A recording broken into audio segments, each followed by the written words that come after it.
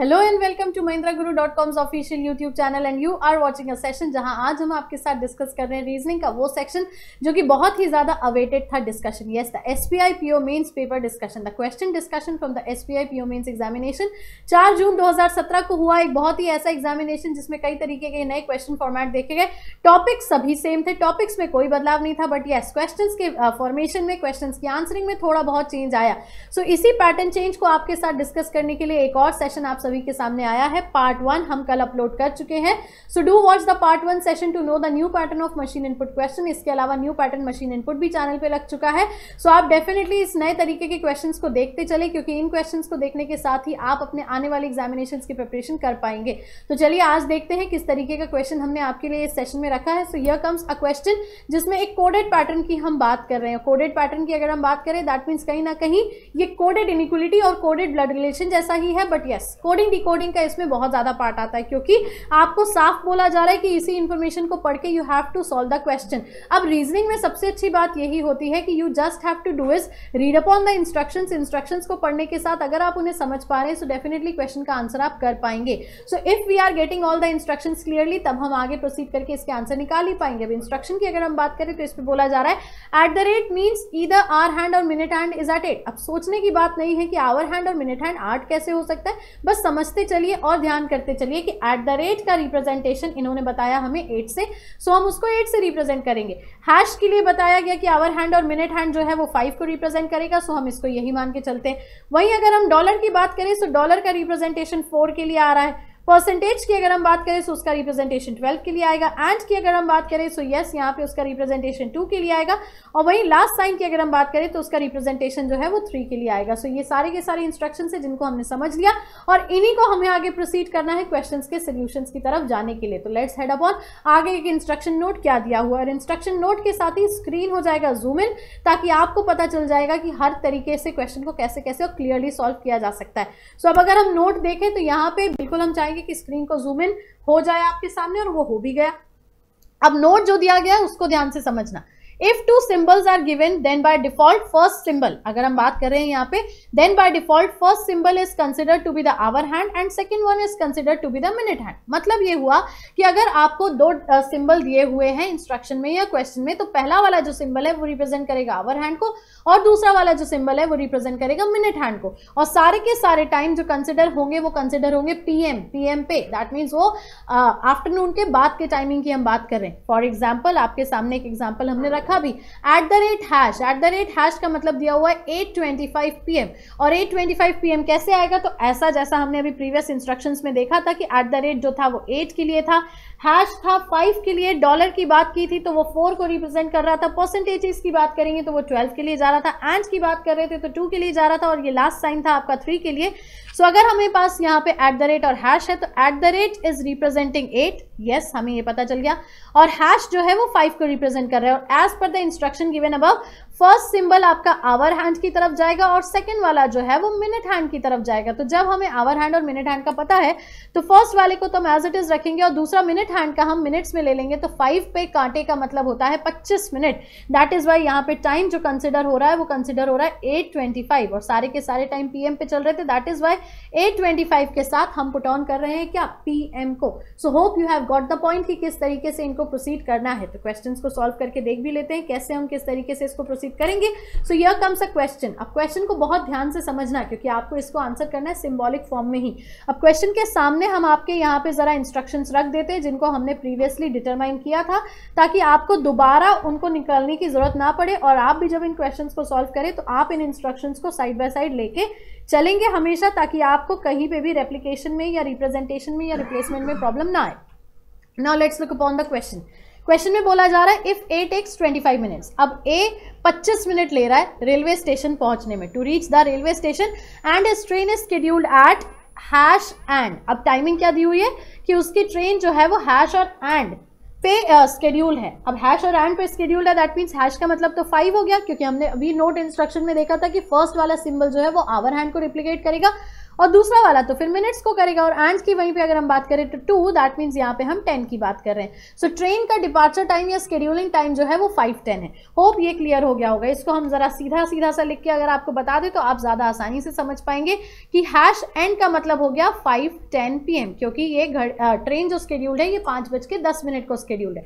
अब क्या बोला है, at what time should he leave to reach the station 5 minutes earlier, that means उसको 5 मिनट पहले पहुंचना है। अब 5 मिनट अगर पहले पहुंचना है तो डेफिनेटली उसको क्या करना पड़ेगा, 5:05 पे पहुंचना पड़ेगा, because he have to reach before 5 minutes, that means he have to reach anyhow 5 PM पे उसको वहां पहुंचना पड़ेगा। अब यहाँ पे एक्चुअली मैटर ऑफ फैक्ट नहीं था कि उसको कितने बजे पहुंचना पड़ेगा, बात यह है कि कितने बजे वो निकलेगा स्टेशन तक जाने के लिए, क्योंकि उसको रास्ते में भी तो 25 मिनट लग रहे हैं। तो just as simple as that you have to subtract this 25 minutes from this 5 PM, क्योंकि उसको फाइनली पहुंचना तो 5:05 पे है और 25 मिनट उसको लगते हैं। तो अगर हम 5:05 से 25 मिनट घटा देते हैं सो डेफिनेटली हमारे पास जो टाइम निकल के आएगा वो निकल के आएगा 4:40, क्योंकि आप अगर अब टाइमिंग को इजीली कैलकुलेट कर पा रहे तो आप यहाँ पे इजीली समझ पाएंगे इस क्वेश्चन का आंसर बहुत सिंपल है।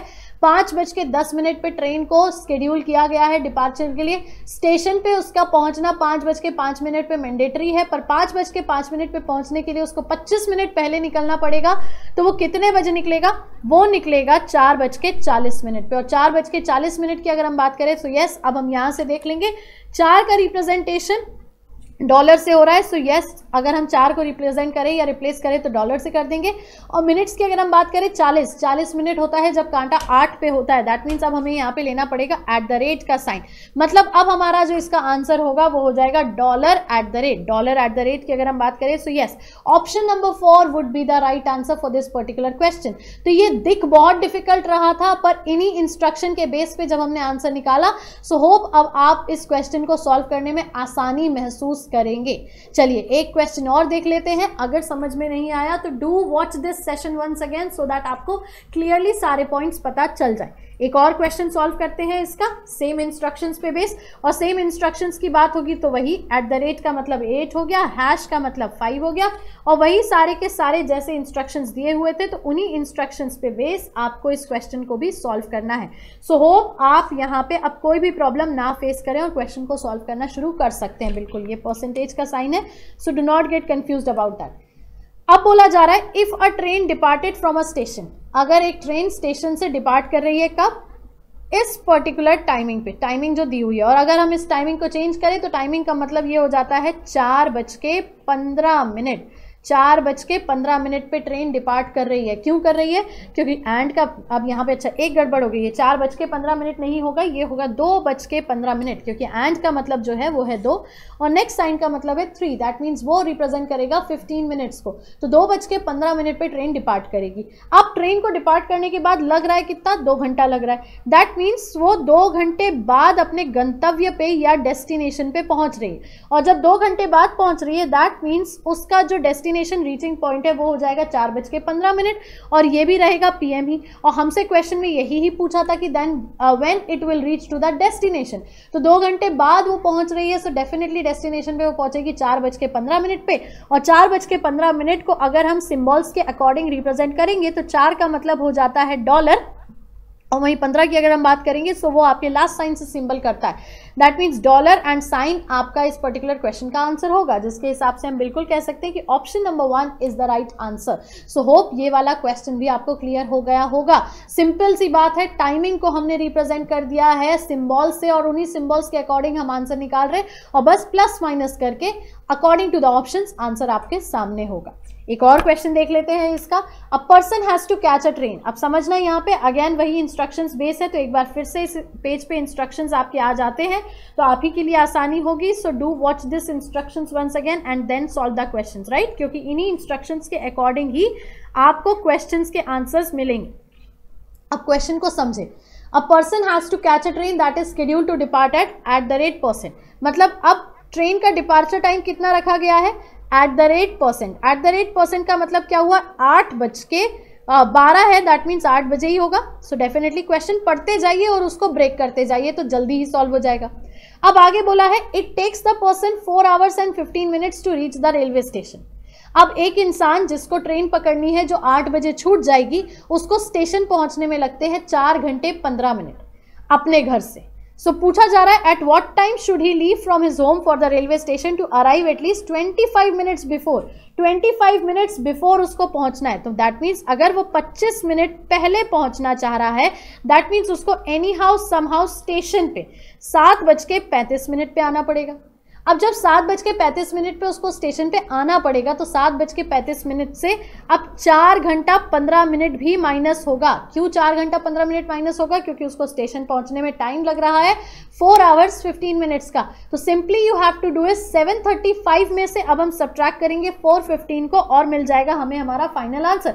और फाइनल आंसर की वहीं अगर हम बात करेंगे, सो डेफिनेटली यस, डेफिनेटली यहाँ पे आंसर आ जाएगा 3:20 का। क्योंकि 3:20 इसीलिए बिकॉज यस, आपको स्टेशन पहुंचने में या उस इंसान को स्टेशन पहुंचने में लगते हैं 25 मिनट, एटलीस्ट 25 मिनट पहले उसको पहुंचना है। 4 घंटे 15 मिनट उसको स्टेशन पहुंचने में लग रहे हैं, तो इस वजह से उसको एनीहाउ समहाउ निकलना पड़ेगा और उसको निकलना पड़ेगा 3:20 पे। अब इस 3:20 को हम डेफिनेटली यहाँ पे कंसिडर तो कर लेंगे, बट सिंबॉलिक रिप्रेजेंटेशन में अगर हम देखें सो यस, इसका जो सिंबल रिप्रेजेंटेशन होगा वो 3:20 के लिए कुछ इस तरीके से होगा और इसको हम पाएंगे ऑप्शन नंबर बी में। So definitely the answer for this question is particular option number B correctly, जो कि सामने निकल के आएगा।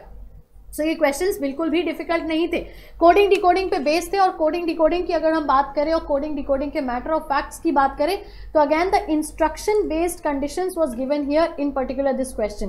तो एसबीआई पीओ मेंस में अब आपको समझ में आएगा कि कोई भी पर्टिकुलर क्वेश्चन ऐसा नहीं था जो बहुत ज़्यादा नया था, बस हाँ ये था क्वेश्चन को पूछने का तरीका थोड़ा सा बदल दिया। Hope this video will help you out in the preparation of all your upcoming examinations. अगर आपको वीडियो पसंद आया है so do click on the like button and yes, comment करके बिल्कुल हमें बताइए कि एसबीआई पीओ मेंस के क्वेश्चंस अब इजी लग रहे हैं या नहीं लग रहे। In the examination mode, examination phase में यही क्वेश्चंस है जो डिफिकल्ट लगते हैं, पर जब हमें कोई समझा देता है तो यही इजी हो जाते हैं। वीडियो को ज्यादा से ज्यादा शेयर करें ताकि ज्यादा से ज्यादा लोग इन क्वेश्चंस को देख के घबराएं ना, बल्कि सॉल्व करने की हिम्मत करें। New viewers do subscribe our channel to get the easy access of all upcoming videos. Mahindra Guru के चैनल पे फिर मुलाकात होगी आपसे कुछ नए क्वेश्चंस के साथ, कुछ नए फॉर्मेट के साथ। तब तक के लिए खुश रहिए, ख्याल रखिए, पढ़ते रहिए। Do not forget your success is our success. Thank you so much.